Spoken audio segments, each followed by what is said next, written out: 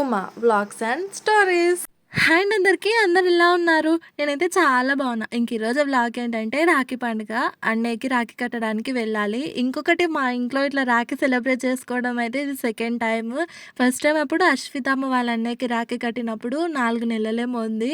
ఇప్పుడు అశ్వత్థామ కొంచెం తెలిసి వస్తుంది కాబట్టి వాడు కూడా చాలా హ్యాపీగా ఫీల్ అయిపోతున్నాడు. వాడు చెల్లి రాఖీ కడితే చాలా సంతోషంగా అనిపిస్తుంది.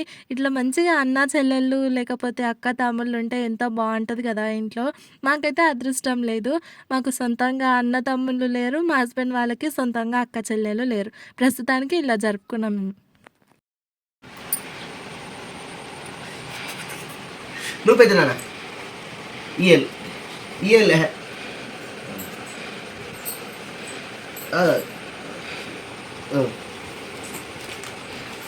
ఇదేం చేయాలి? స్వీట్ పెట్టాలా? చెయ్యి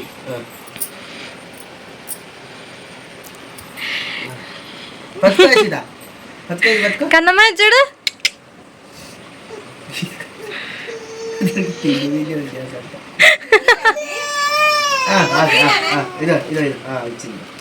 ఇది కత్తు అన్న కత్తు పట్టుకో అశ్విత, పట్టుకోమ్మా. నువ్వేం చేసావు? ఇంకా డ్రెస్ ఇస్తాడు. అదే చీరముఖాన్ని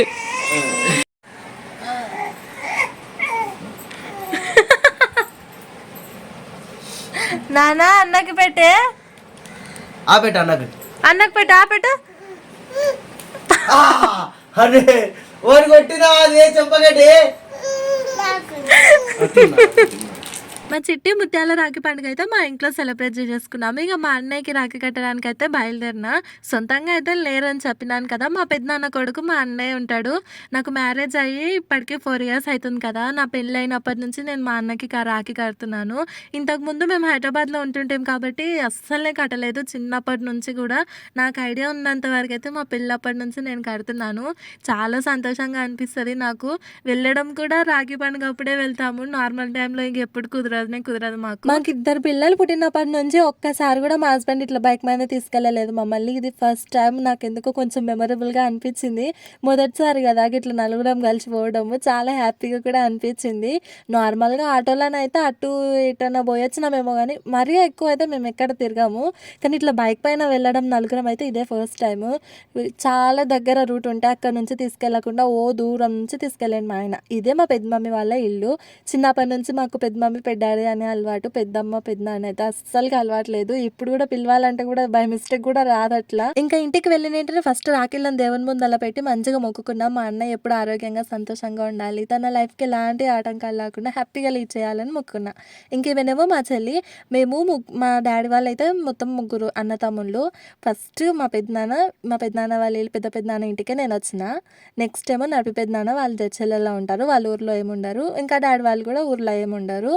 ఫస్ట్ అన్నయ్య, లాస్ట్ తమ్ముడు, మధ్యలో మేము 6 మంది మా అక్క చెల్లెళ్ళము. మా 6 మంది అక్క చెల్లెళ్ళం అనుకో. 4కి పెళ్ళిళ్ళు అయినాయి. 2 చెల్లెళ్ళు చదువుకుంటున్నారు. అన్నయ్యకైతే ఏం మ్యారేజ్ కాలేదు. తమ్ముడేమో ఇక చిన్నోడు. తమ్ముడికి మా మ్యారేజ్ అయిన కొత్తలో రాఖీ కట్టిన ఫస్ట్ ఇయర్.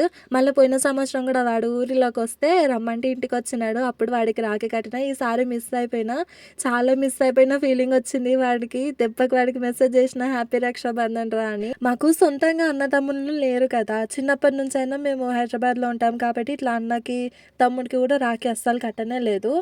కాబట్టి అప్పుడప్పుడు చిన్న ఉన్నప్పటి నుంచైనా అప్పుడప్పుడు గుర్తుకు వస్తుండే రాఖీ పండుగ అప్పుడల్లా. నాకు మా అక్కకి నిజంగా మనకు సొంతంగా అన్న కానీ తమ్ముడు కానీ ఉంటే మనం కూడా అందరిలాగా మస్తు మంచిగా సెలబ్రేట్ చేసుకునే వాళ్ళం కదా అని అనుకుంటుంటే. ఎందుకంటే అలా పెద్ద నాన్న వాళ్ళకి ఇట్లా అన్నారు కాబట్టి అక్క చెల్లెలు అట్లా రాఖీ కట్టుకుంటారు. నడిపి పెద్ద నాన్న వాళ్ళకి కూడా కొడుకున్నారు కాబట్టి అక్క చెల్లెలు రాఖీ కట్టుకుంటారు. మాకు సొంతంగా లేరు కాబట్టి కొంచెం ఫీల్ అయిపోయే వాళ్ళం. మాకు మేమే రాఖీ కట్టుకుంటుండే. అక్కకి నేను, నాకు అక్క, మేమిద్దరం కలిసి అమ్మకి కడుతుండే. పాపనేమో మా పెద్ద అక్క కూతురు మోక్షిత పాప పేరు. వాళ్ళ తమ్ముడికి రాఖీ కడుతుంది. మా వానికి భలే సిగ్గైతుంది అసలు. తిను అయ్యో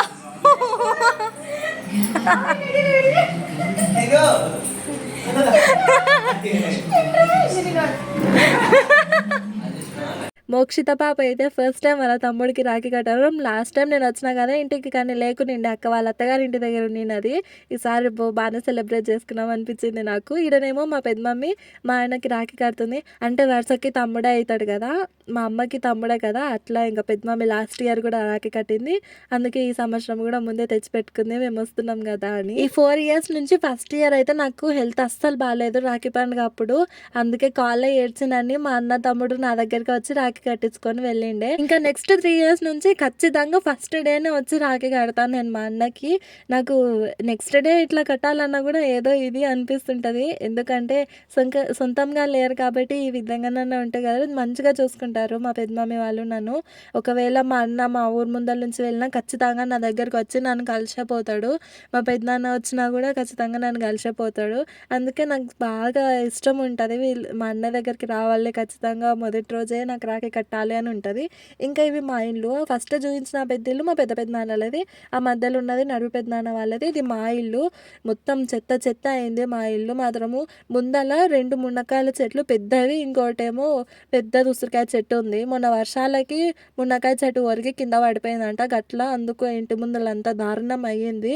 లాస్ట్ టైం నాన్న వాళ్ళు వచ్చినప్పుడు నైనపల్లి మషమ్మ దగ్గరికి పోయింటాం కదా, అప్పుడు వచ్చి చూసుకున్నారు ఇల్లు మొత్తం క్లీన్ చేయాలని. అప్పుడే అనినాడు డాడీ, ఇంటి ముందు అలా చూడండి మొత్తం చెట్లు అయినాయి, మునక్కాయ చెట్ల వల్లనే అంత సీదులాగా అనిపిస్తుంది. మా చిన్నప్పటి నుంచి మేము ఈ ఇంట్లో 4 సంవత్సరాలే ఉన్నాము. నా ఫస్ట్ క్లాస్ అయిపోయి సెకండ్ క్లాస్లోకి వచ్చిన అప్పుడు ఈ ఊర్లోకి వస్తే మళ్ళీ నా 6th మధ్యలో మేము మళ్ళీ హైదరాబాద్కే వెళ్ళిపోయి ఇంటిమి. ఈ 4 yearsలోనే ఉండడానికి ఇల్లు కట్టుకున్నాము, కాంపౌండ్ కట్టుకున్నాము. ఇంటి ముందర మాకు బాగా మల్లె చెట్లు ఉంటుండే. ఆ చెట్లు ఉన్నందుకు మల్లె చెట్లు మొత్తం కింద ఒరిగిపోయినాయి, కానీ చాలా మంచిగా స్మెల్ వస్తుండే. సాయంత్రం అయినేంటనే అక్కడ ఇక్కడ ఇంటికి మధ్యలో మల్లె చెట్లు ఉంటుండే, వరుసన 8 చెట్లు అటు ఇటు. సాయంత్రం అయినేంటనే ఆ స్మెల్లే సూపర్ అనిపిస్తుండే ఇంటి ముందల. ఇది మా పెద్దనాన్న వాళ్ళ ఇల్లు, రీసెంట్గానే కట్టిండ్రు. చాలా మంచిగా ఉంది అసలు, ఇంటికి తగ్గట్టు సామాన్ సెట్ చేసింది కూడా మా పెద్దమమ్మి. ఈ వీడియో చూసుకుంటే నాకు ఒక విధంగా మా పెద్దనాన్న వాళ్ళ ఇల్లు హోమ్ టూర్ చేయడానికి వచ్చిందేమో అనిపించింది నాకు. ఇది ఎంట్రీ అయినంటనే హాల్. ఇంతకు ముందు ఉండే ఇల్లు, కాకపోతే మొత్తం కూలగొట్టేసి ఎక్స్ట్రా ప్లేస్ యాడ్ చేసి మంచిగా ఈ విధంగా కట్టినారు. చాలా మంచిగా ఉంది ఇల్లు, చూడడానికి లుక్ వైజ్ కూడా మస్తు మంచిగా అనిపించింది. పిల్లలేమో భలే ఆట పెట్టినారు, పావులు ఉన్నాయి. మోక్షిత కూడా భలే హుషారు ఉంటుంది అసలు, మాటలు పెట్టా పాప మాత్రం.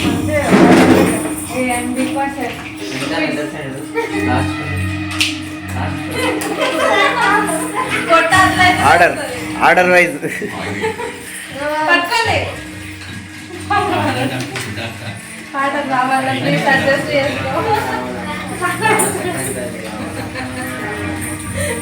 మా ముగ్గురికి ఎట్లా పాటలు కావాలి, మా అన్ననే పాట పాడుకుంటున్నాడు. నిజంగా వినండి, మా అన్న పాడిన పాట భలే నవ్వొస్తుంది. హారతి ఇచ్చేది అయితే అయిపోయింది, కానీ కాలు మొక్కించుకునే ప్రాసెస్ నెక్స్ట్ మా అన్నతో చాలా హార్డ్గా ఉంటుంది.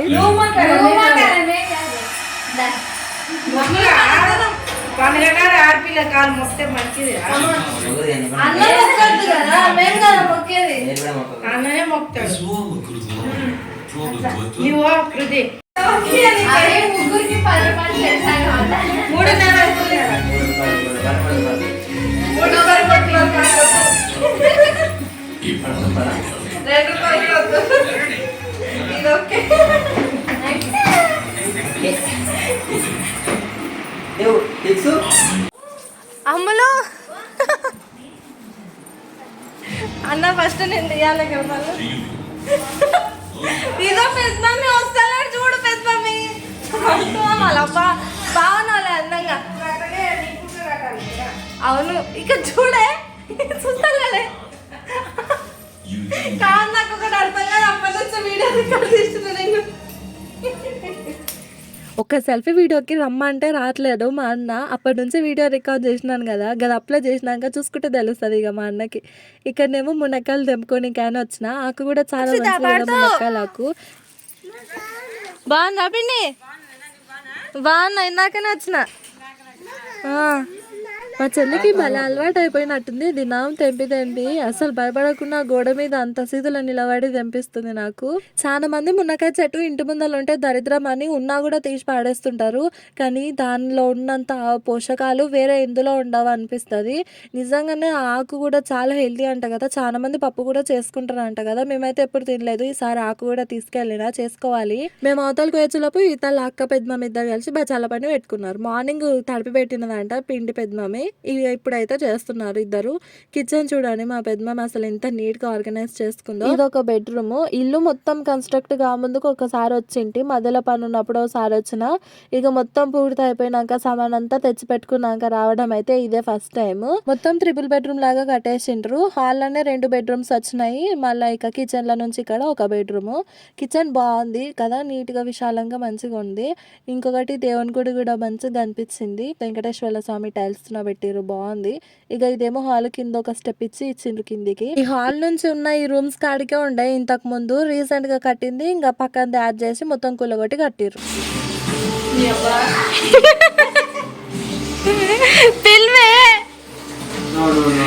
తిను తిను తిను తిను. ఏడుకొచ్చినా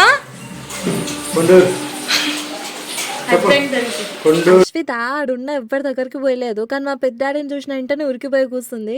ఫస్ట్ మేము వచ్చినప్పుడు పెద్దాడి లేకుండే ఇంట్లో, తర్వాత వచ్చినాడు. వచ్చిన వెంటనే చెల్లె ఎత్తుకునిన్నది, అస్సలు పోలేదు చెల్లె దగ్గరికి, కంపలా మొత్తుకొని ఏచింది. అక్క దగ్గరకోలో పెద్ద మమ్మీ దగ్గరికి పోలే. కానీ మా పెద్దాడి ఇంటికి వచ్చిన వెంటనే నవ్వుకుంటా పోయి ఊరికి మీద కూర్చొని హాయిగా బచ్చం తినుకుంటా చేరింది. అదే మాట్లాడుకుంటాం, బుడ్డది ఎవరు తనుకోకుండా మా పెద్దాడి దగ్గరికి ఊరికి. ఆడ ఉన్నంతసేపు మా అక్కని చూస్తే నాకు ఆయాసం అనిపించింది. ఇప్పుడు మా అక్కకి డెలివరీ టైము. నిజంగా అసలు ప్రెగ్నెన్సీ జర్నీ అంటే ఎంత హార్డ్గా ఉంటుంది కదా, ముఖ్యంగా 9 పడ్డాక అబ్బో ఆ చెప్పలేనంత టార్చర్ ఉంటుంది. కాకపోతే ఇంకా ఏం చేస్తాను, తప్పదు, భరించాలి. ఫాస్ట్గా డెలివరీ అయ్యింటే బాగుండు అనిపించింది నాకు మా అక్కని చూస్తే. నిజంగా పుట్ట వల్ల చాలా ఇబ్బంది అనిపిస్తుంది, కూర్చోలేము, నిలబడలేము, ఎక్కడ తిరగలేము, కంప్లీట్లీ ప్రాబ్లమ్సే ఇక ప్రెగ్నెన్సీ డెలివరీ అయ్యే వరకు. మళ్ళీ డెలివరీ అయినాక పిల్లల బాధ ఉంటుంది. అశ్వాడు బాగానే అలవాటు అయిపోయిండు. ఫస్ట్ పోయిన వెంటనే కొంచెం సిగ్గుపడ్డాడు, కానీ ఆ తర్వాత ఇక బాగానే ఆట పెట్టిండు. మోక్షితమ్మ కూడా ఇన్ని రోజులు ఒక్కతుంది కాబట్టి ఇప్పుడు పిల్లలు వచ్చే వరకు ముగ్గురు కలిసి బాగా ఆడుకున్నారు. మా పెద్ద మమ్మీ అన్నం తినుకుంటే నాకు కూడా 3-4 ముద్దలు పెట్టింది. చాలా మంచిగా చూసుకుంటుంది మా పెద్ద మమ్మీ, అందరినీ సమానంగా మంచిగా అనిపిస్తుంది. పాపం పొద్దుటి నుంచి అన్నం తినలేదంట, పని మీద పడి మధ్యాహ్నం 12 అవుతుంది, ఇక అప్పుడు తింటుంది. ఇక అట్లనే నాకు 3-4 ముద్దలు పెట్టింది. మా అన్నకి మంచిగా సెల్ఫీ వీడియో తీసుకుంటే దాన్న అంటే వచ్చలేడు, అందుకే ఇక అన్నకు తెలియకుండా క్లోజ్అప్ లా వీడియో తీసి యాడ్ చేస్తున్నా ఇలా. పాపం చూసుకున్నాక ఏమంటాడో ఏమో మరి. మా చెల్లి మాత్రం ఏం వీడియో తీస్తున్నావే నువ్వు ఒకటే పెట్టినావు అని అంటుంది. మనకేమో తప్పదు ఇవన్నీ. బాయ్ బాయ్, చూసుకోండి వీడియో. Bye Mokshita, bye. అక్కడ పెద్దాడు వాళ్ళ ఇంటి దగ్గర వెళ్ళిన వెంటనే ఇంకా వదిన కూడా కాల్ చేసింది, మా ఆయనకు వస్తున్నా అని. ఇంకా మళ్ళీ వెయిట్ చేయాల్సింది ఉంటుంది కదా అని ఫాస్ట్గా వచ్చేసి ఇంటిమి. మా ఆయన వాళ్ళకి సొంతంగా అక్కచెల్లి లేరని చెప్పినాను కదా, ఇంకా మా 3వ తాత వాళ్ళ కూతురు మా వదిన. నాకు 2 వరుసలు అవుతుందో, వరుసన పిన్నో వరుసన వదిన, ఎందుకంటే నేను దూరం ఏం కాదు కదా, చుట్టరికమే కదా. అట్లా లాస్ట్ ఇయర్ కూడా వచ్చిండే వదిన, ఈ ఇయర్ కూడా వచ్చింది. ఇక అశ్వత్థామ కూడా రాఖీ కట్టాలంట, వాడు కూడా వదిన కడుతుంటే చూస్తా ఉన్నాడు రాఖీ కట్టుమని. వదిన బుడ్డోడికి కూడా రాఖీ కట్టింది. మా ఫ్యామిలీలో అందరము చాలా మంచిగా ఉంటాం, అసలుకి ఈజీగా కలిసిపోతాము కూడా ఒకరికొకరము. పెద్ద టైం ఏం పట్టదు మాకు కలిసిపోయి క్లోజ్గా మాట్లాడుకోవడానికి. ఒక్కసారి చూసుకున్నామంటే అంతా మన వాళ్ళమని ఈజీగా కలిసిపోతాము. వదిన కూడా చాలా మంచిగా మాట్లాడుతుంది. ఇంక ఇంతేనండి వీడియో. ఈరోజు రక్షాబంధన్ మాత్రం ఈ విధంగా జరిగింది. ఇంకా మా పిన్ని వాళ్ళ కొడుకు మా తమ్ముళ్ళ కట్టలేదు, మైండ్లో మొత్తం నాకు వాళ్ళే ఉన్నారు. ఎప్పుడు వస్తుందో టైం మరి వాళ్ళకి కట్టడానికి. ఒక 1 వీక్ టైం చెప్పిండు మా హస్బెండ్, ఇంకా చూడాలి అప్పటి వరకు. ఈసారే పోవాలనుకుంటే టైం అయితే అస్సలకే సెట్ కాలేదు. వీడియో నచ్చితే లైక్ చేయండి, సబ్స్క్రైబ్.